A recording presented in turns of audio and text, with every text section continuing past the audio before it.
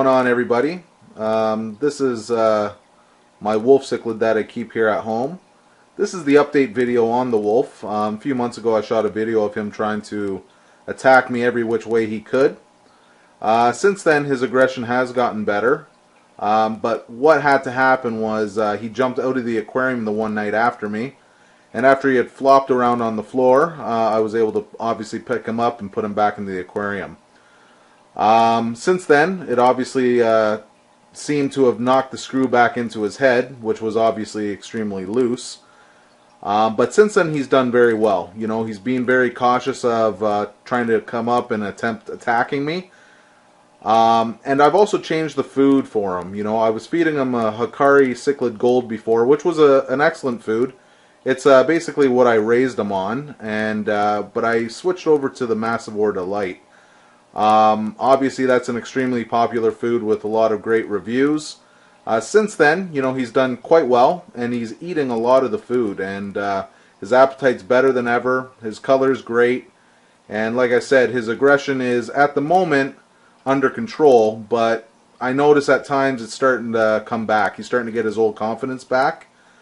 A lot of people ask me why, you know, I don't feed them feeders and everything else like that, but obviously any of the experienced hobbyists know that if you have a predatory fish and you can get them on dry and live food, or sorry, dry food or even frozen food, that, you know, you try to avoid feeding them feeders at any time that you can. So basically, if I were to introduce live feeder fish to this aquarium, there's a good chance that if he didn't eat all the feeder fish immediately, whatever parasites and sickness that they had on them can be basically transferred to this big guy.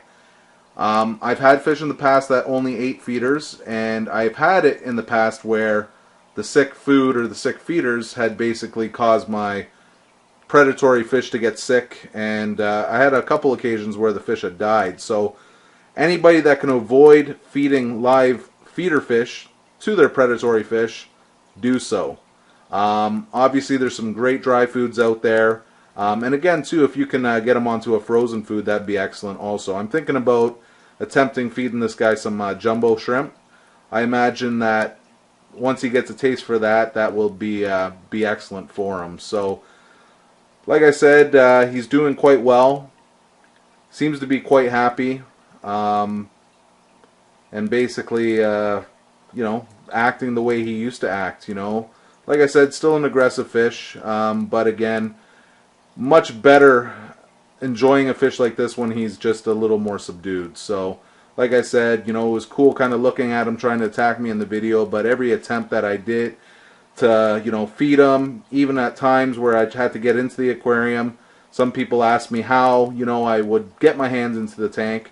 Some people laugh, but I used to use the end of a broomstick basically for him to take his anger out on, and then, you know, you see this big piece of driftwood, he'd go out and once he realized he couldn't do anything to the broomstick, he would just go and hide behind the logs. So like I said, great fish. Dovii are extremely intelligent.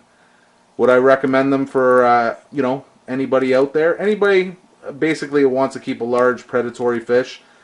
There's really nothing like it. You know, I've kept basically a little bit of everything, and I have to say that, you know, 5 years later I still have them. You know, there's been times where, like I said, I wanted to give them up, but I'm extremely happy that I never did. So other than that, he's doing well, and I look forward to all your responses.